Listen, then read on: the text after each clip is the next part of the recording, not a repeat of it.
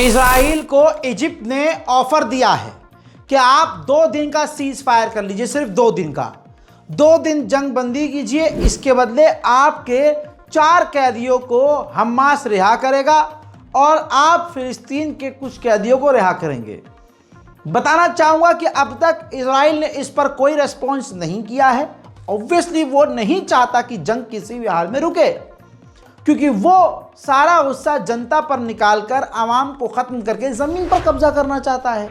वहीं दूसरी तरफ हमास जो है इजराइल के साथ डील करने के लिए तैयार है और कतर को वो एक नया प्रपोजल देने वाला है हमास, जिसमें वो सीज फायर के लिए राज़ी होगा और अपनी शर्तों को कम करेगा और थोड़ा फ्लेक्सिबल होगा कि ठीक है हम आपकी ज़्यादा बातें मान लेंगे लेकिन जंग ख़त्म कर दी जाए।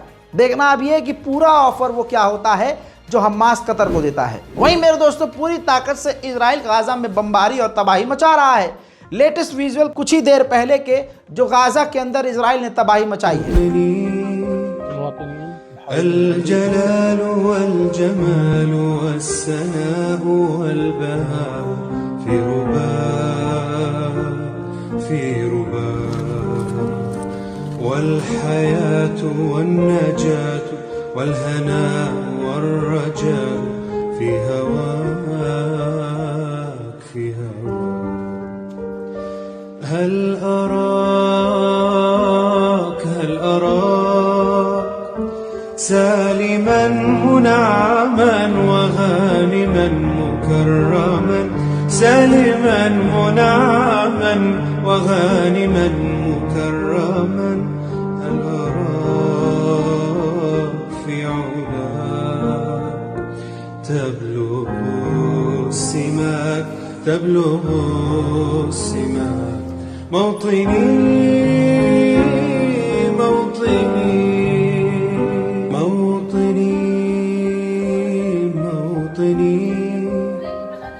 الجلال والجمال والسناء والبهاء। अल्लाहु अकबर। इंडोनेशियन हॉस्पिटल में इजराइल ने इन 2 बच्चों को बमबारी करके कत्ल कर दिया है गाजा में। मेरे दोस्तों यूएन ने साफ तौर से कहा कि हमारी आंखों के सामने गाजा में लोग मारे जा रहे हैं, हजारों की तादाद में बच्चे, लाखों की तादाद में आवाम मिट रही है, मर रही है, लेकिन हम कुछ नहीं कर पा रहे हैं।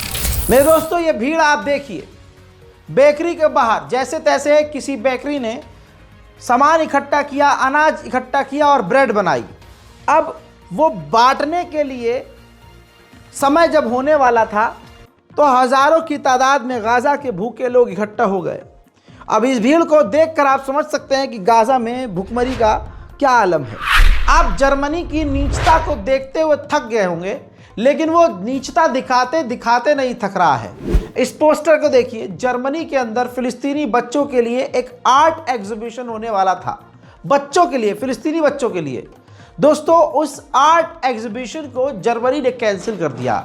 डर था कि कहीं इसमें भी फिलिस्तीन का, ऑब्वियसली फिलिस्तीन का नाम दिखाकर फिलिस्तीन के अंदर, गज्जा के अंदर जो कुछ हो रहा है आर्ट के जरिए दुनिया को सच न दिखा दिया जाए। वहीं इजराइल के सैनिकों ने अब पूरे गांव को ही कैदी बनाना शुरू कर दिया है। ये तस्वीर देखिए, एक साथ हजारों फिलिस्तीनियों को गाजा से किडनैप किया है, कैदी बनाया है। मेरे दोस्तों इजरायली हिस्टोरियन है, वो शख्स यहूदी है, प्रोफेसर है, हिस्टोरियन है, वो खुद कह रहे हैं कि इजराइल गाजा के अंदर नरसंहार कर रहा है। सुनिए इनको। I think it's important to remember that the Jewish state was created by Europe as a solution for a European problem, anti-Semitism. The whole idea that you deal with anti-Semitism in Europe by dispossessing the Palestinians is problematic, is immoral, and as we can see now, 76 years later, is not working too well.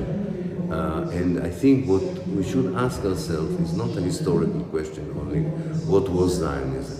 The most important question today is, what does Zionism mean today for most Israeli Jews? What does it mean to President Biden when he says, I'm a Zionist president? Because the present version of Zionism, as everybody can see. Australia का भी नीचपना देख लीजिए।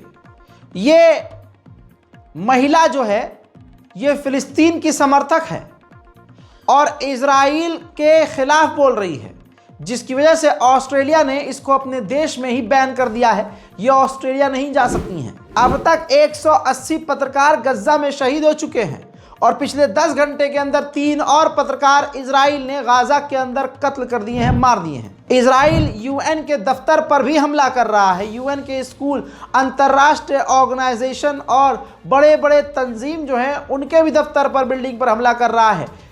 UN के school पर Israel ने एक बार फिर से गाजा में बमबारी करके उस स्कूल में जो पनाह लिए हुए लोग थे उनमें से 20 लोगों को शहीद कर दिया। वहीं नेदरलैंड का भी आप कमजर्फपना देखिए। नेदरलैंड के अंदर एक फिलिस्तीनियन सपोर्टर ग्रुप है। अब नेदरलैंड उस ग्रुप को अपने देश के आतंकी लिस्ट में डालने की तैयारी कर रहा है। उधर फ्रांस की राजधानी में पेरिस के अंदर जबरदस्त प्रदर्शन जारी है फिलिस्तीन के समर्थन में।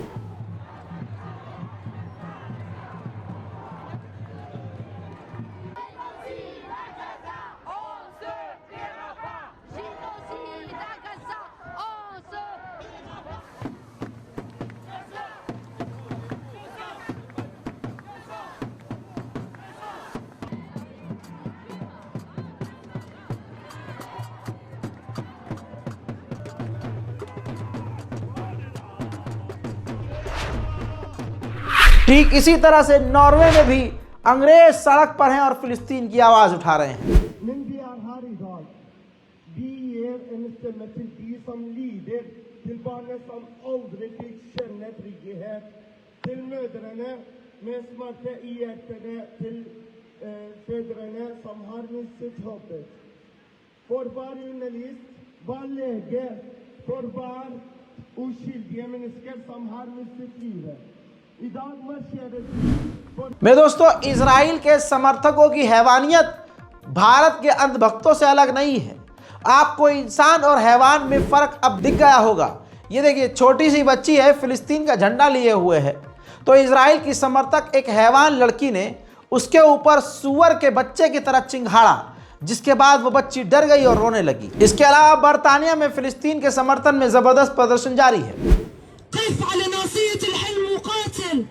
Stand on the battlefield of your dream and fight for it.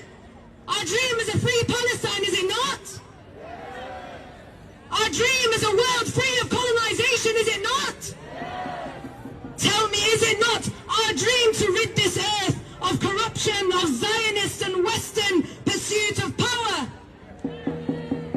Then we must fight. That is the solution. We must fight, we must never relent, and above all, we must win.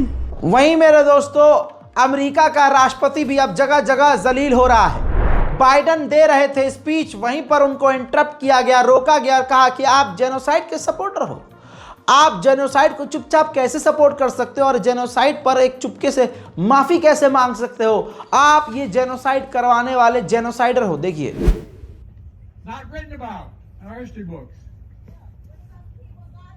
Not taught in our schools. Let her talk. Let her talk.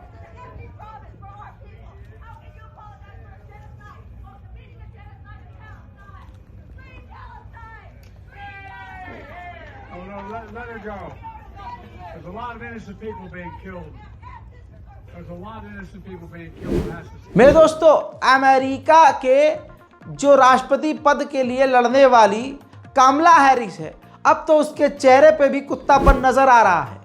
ये तस्वीर देखिए, जिसके अंदर वो speech देने के लिए खड़ी हुई और उन्होंने जैसे ही कहा कि हम इजराइल को हथियार देते रहेंगे, इजराइल को सपोर्ट करते रहेंगे, तो नीचे बैठे हुए ऑडियंस नहीं, बू की आवाज़ निकालकर इनको डाउन थंब दिखाकर जलील किया है। देखिए अलग से video. We are fighting for America's future, and we understand the opportunity we have before us to turn the page on the fear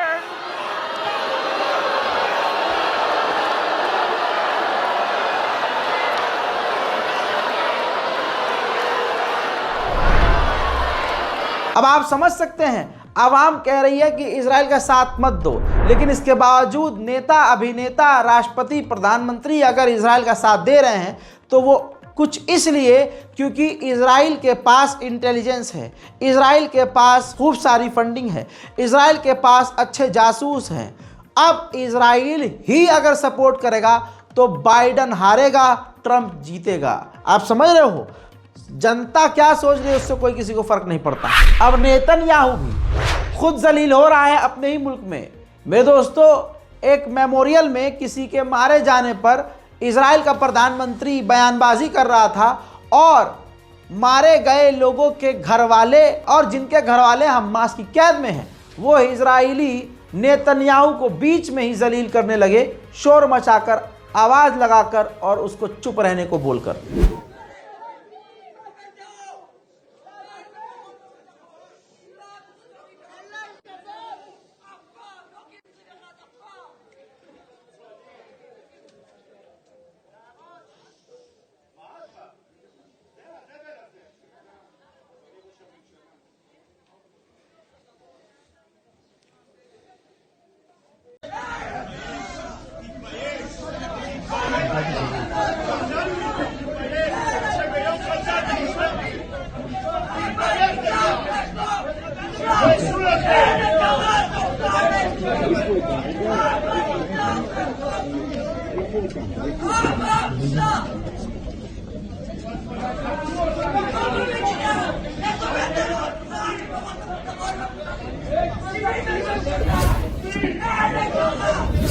Los Angeles times, America का एक बहुत बड़ा अखबार, उनकी ऑनर ने कहा है कि हमने कामला हैरिस को इसलिए सपोर्ट नहीं किया क्योंकि गज़ा के अंदर जेनोसाइड हो रहा है और ये हम देख रहे हैं और हम जेनोसाइड के खिलाफ हैं। उधर इजराइल पूरी ताकत से लेबनान पर भी हमला कर रहा है। लेबनान के ऊपर जो खतरनाक हमले किए, आइए उसके लाइव मंजर में आपको दिखा दूं।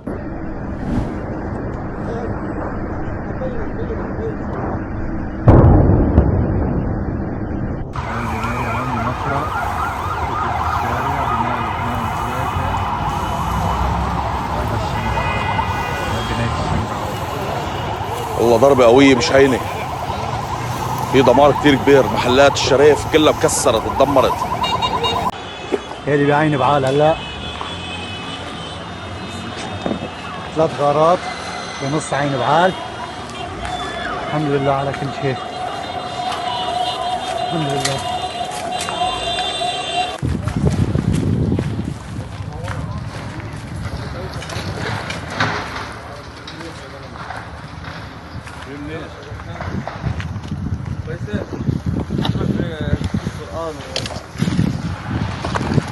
كويسة.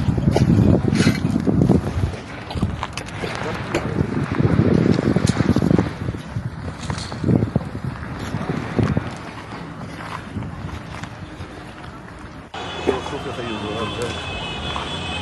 هذه صالة الديوان، هيك صالة الثانوية، صالة الديوان.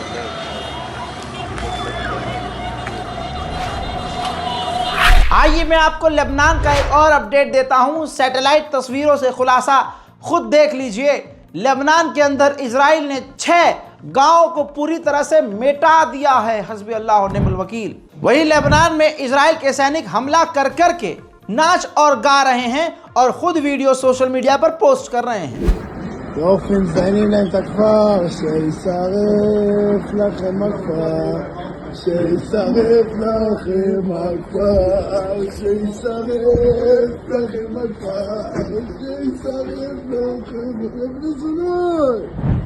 मेरे दोस्तों, इस रिपोर्ट को शेयर कीजिए। गाज़ा और फिलिस्तीन को सपोर्ट करने के लिए इस बारकोड का इस्तेमाल कीजिए। दुआ में याद रखिए मुझे भी और तमाम मोमिनीन को, और दुआ कीजिए कि पूरी दुनिया में शांति, अमन और सुकून कायम हो। जय हिंद।